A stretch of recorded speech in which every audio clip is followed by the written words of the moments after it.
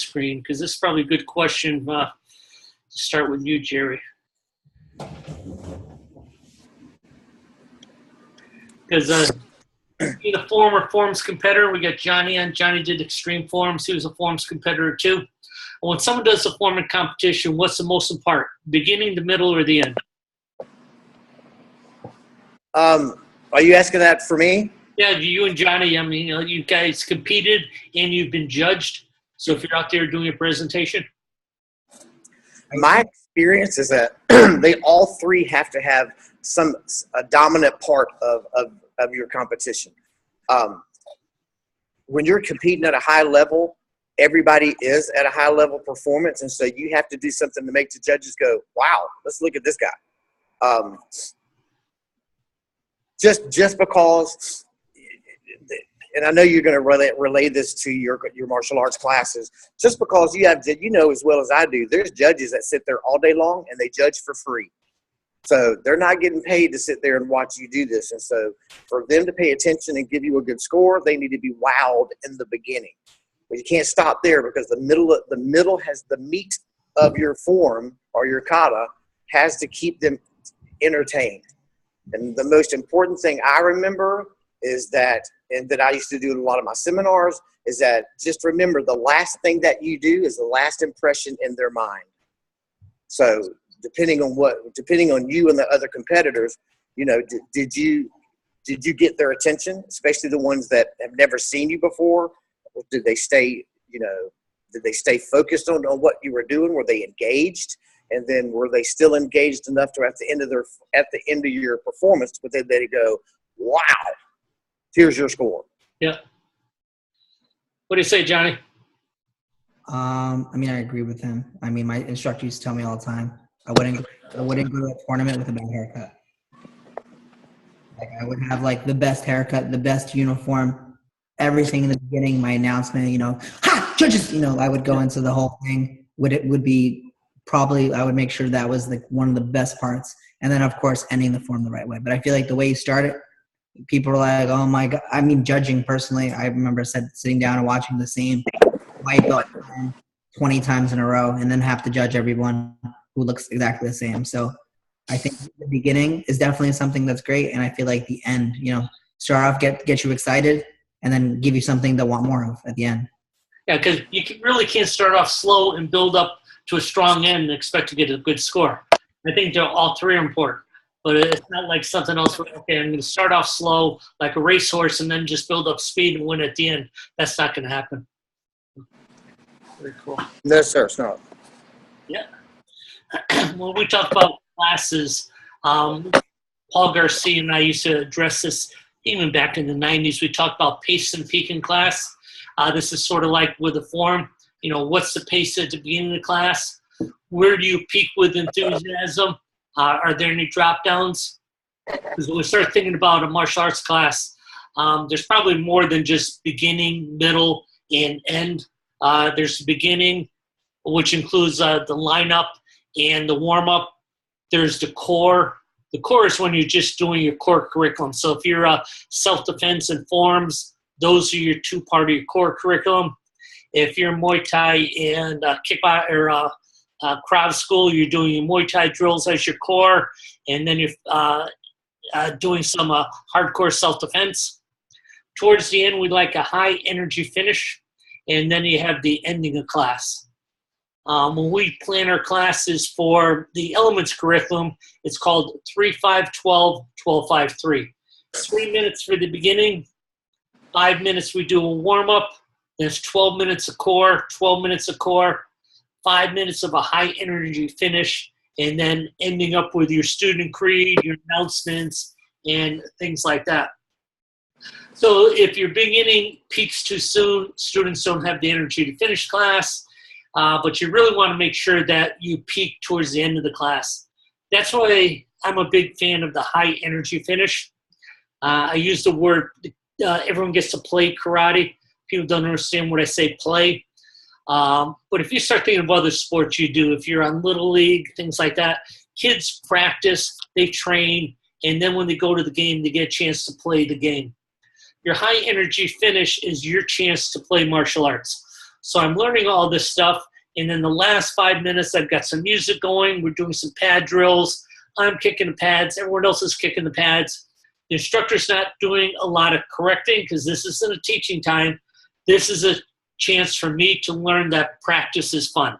I'm actually just drilling the pads, kicking, punching, whatever it is. Everyone's high-fiving me, and I finish that, and I'm breathing hard, and I can't believe it's in the class already because I was just having so much fun. So these are all really, really important. I think I feel one of the things that as instructors and school owners we can improve is the beginning. If you start thinking about speakers you've heard or going to seminars, maybe when you go to the Maya show and it's speaker after speaker, what's the first thing most speakers say?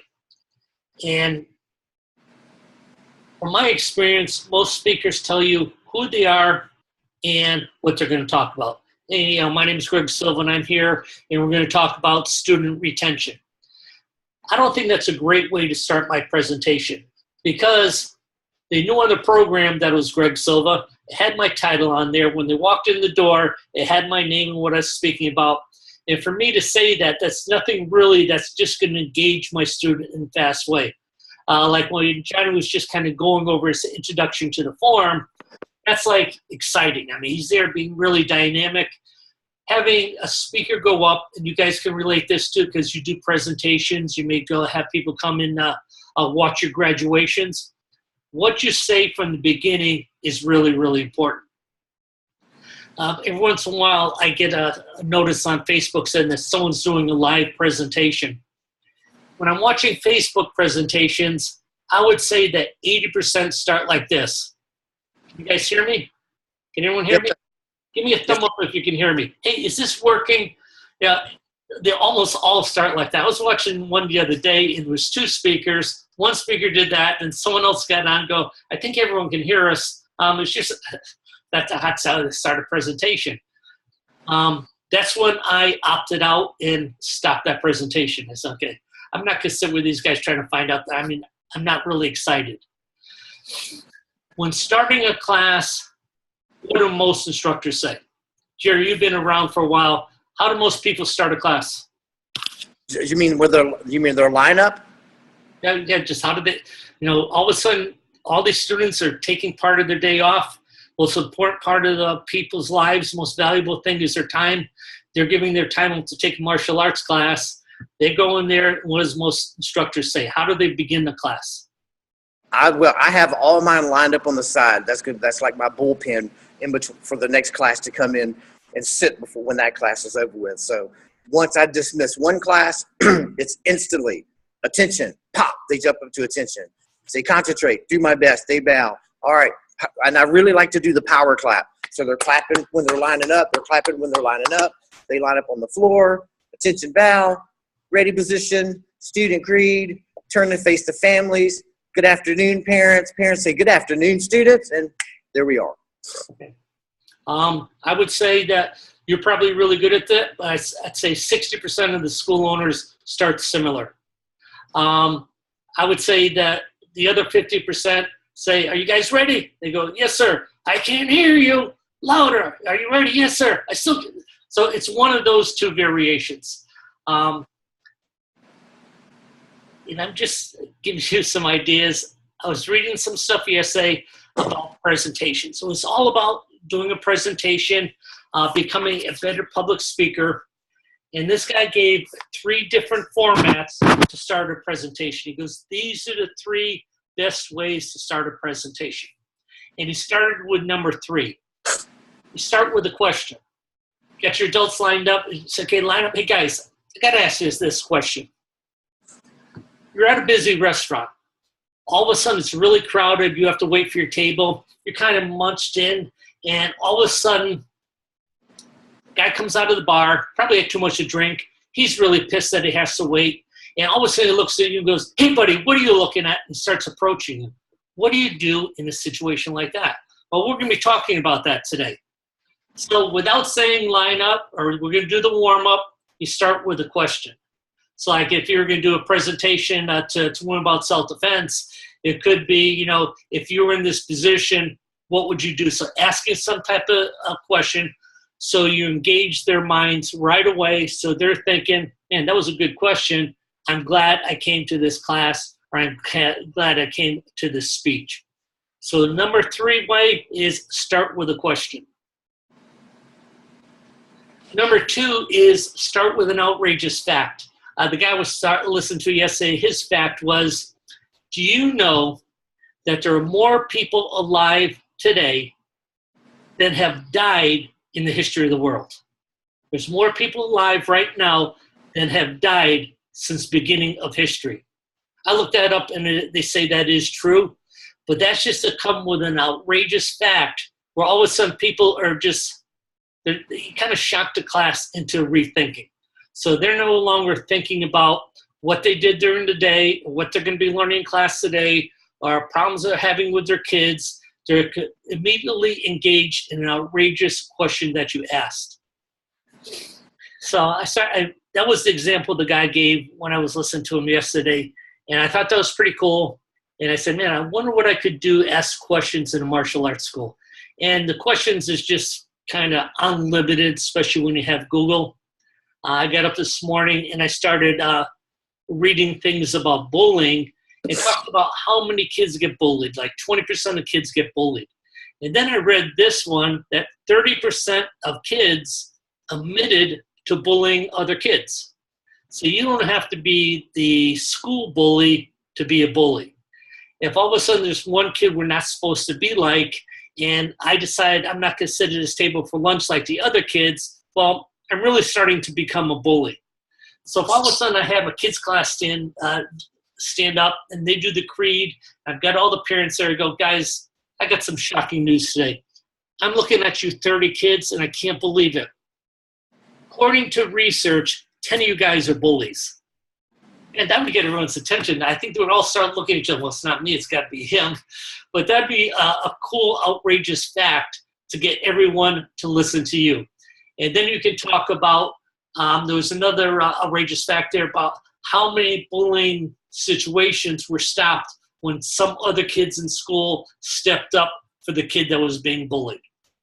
But again, the whole idea is to engage your students' thinking into your class so they're not thinking about anything else. They're not going, okay, here goes the same warm-up as before. So it's just a different way to start your presentation.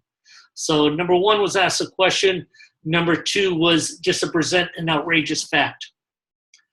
According to this guy, the best way is to engage people into a personal story. He says, since you were born and since you're a kid, everyone likes to listen to stories. So once upon a time, that'd be like the way you're starting class. So if I was going to go do a seminar in your school, I may say, you know, back in Connecticut in the day, I was talking to Ed Parker. It was during one of my classes. He was teaching at my school. And he said, hey, Greg, would you mind staying after a few minutes? I'm going to tell you something that's going to change the way you think about martial arts. And I'm going to get to that story. We're going to do a warm-up. I'm going to get to that story before the end of class. People would take an interest. You're their instructor. You're someone they look up to and listen to. And all of a sudden you start sharing something about your training or something about quality of life, something that they're going to hear about today that could change their thinking. The way to do martial arts is a really easy way to get everyone engaged in class. We were doing an instructor college recently at William Pierce's school. Scott Axman was doing a drill. And the drill was just about reaction time. The whole idea is he had people far away from each other and he had them start closing the gap. The whole idea, when someone enters your space, he had them react with a punch really fast. So they had them walking towards each other. Someone was in your space. You have to hit them before they can do anything. And when that was going on, I was talking to Zach and I was going, you know, I remember seeing this video in Miami. And this woman was on one side of the street. There's a guy on the other side of the street. They're walking in opposite directions. All of a sudden, the guy walked right across the street, walked and stabbed the girl. He didn't say anything to her.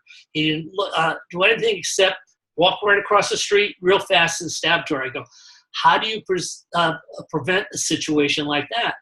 I go, that would be a real good way for Scott to start his seminar. Because it was a video, and I remember I was talking to Steve D. Castile, who's a Krav Maga instructor. I go, Steve, I mean, you're Krav, you're Marines, you're this and that. What do you do? Because people can't get into your space. It was the same lesson that Scott was teaching. That'd be a great way to teach class. And say, guys, you know, I was watching this video, and I was shocked. This woman actually died, and this was a real situation in Miami. It happened so fast. It's not like he could set up and he's talking to her and threatening her and wants to get her a pocketbook. He just stabbed her. Then he took her pocketbook. So I know that's a shocking thing, but when you have a story like that to share and people can kind of put themselves in this situation, all of a sudden what you have to teach in class becomes more important. So number 3 was to ask a question. Number 2 is just to give an outrageous fact and then just get their mind out of whatever they're thinking and thinking out, is that true or not? Because when I was listening to this guy, I was saying, I wonder if that's true. But he got me thinking and got me writing some notes down while he was talking. And the number 1 is to share a quality of life personal story. You know, once upon a time, you know, and everyone's got those. You know, Jerry Prince has competed in I don't know how many tournaments, judging so many tournaments, did so many seminars. He's got tons of stories. You just got to make sure they're age appropriate. And then yeah, that's right. Share that with your students. Cool. So that was my challenge for everyone today. Now see if we can upgrade our class experience by just doing something better than anyone else in your community. Everyone else is teaching the same standard way of lining up, and you all of a sudden now going to take it to a new level. Could be just teaching technique, could be doing a seminar. But again, when we talk about getting new students, the number 1 way of getting new students is referrals. And referrals you can't buy. In other words, you can't tell someone to talk about your school. Something has to happen within the school for them to talk about it. So now you're giving something that they can share. Hey, I learned something really important in class. Say, man, the instructor was telling me the scariest story about this girl from Miami who was stabbed. Man, I didn't know what I would do, but you start talking about reaction time and personal space and how valuable that personal space is. Those are the things they'll talk about, and they'll share what they learned. Questions, comments? I thought it was great. All right. Yeah, I know it's kind of stuff. You've been to instructor college, so you've seen this get done in instructor college. Now, I was lucky to have an instructor like Ed Parker who used to tell stories all the time, taught them analogies. I kind of copied what he did. When I was listening to this guy become a professional speaker and how important the opening was, all of a sudden I started thinking, okay, what can we do in our karate classes to get the same type of results? I recorded this, so if you want to share it with your team, it'll be on Rainmaker Business Solutions later. Give me a second, Bento. I do have a feedback on the story thing.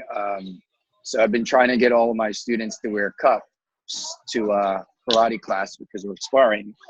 And, you know, it takes a little bit of time and effort to put that in class, and the parents won't enforce it on the kids until I gave them a fact that at the Naval Academy, one of my buddies who was sparring basically kicked another guy right in the groin and had to get a surgery and had to get a third of his scrotum taken out. And so all the parents were like, whoa, this is real serious. And then so the uptick in groin protection came up. So, but it's a true story, you know? So I hear what you're saying. Every one of us are like this. All at the same time, every one of us. Yeah. Wow. All right, guys. Everyone have a great day. It's all about. All right, thanks, sir. I put on that the newsletter on the Rainmaker Business Solutions.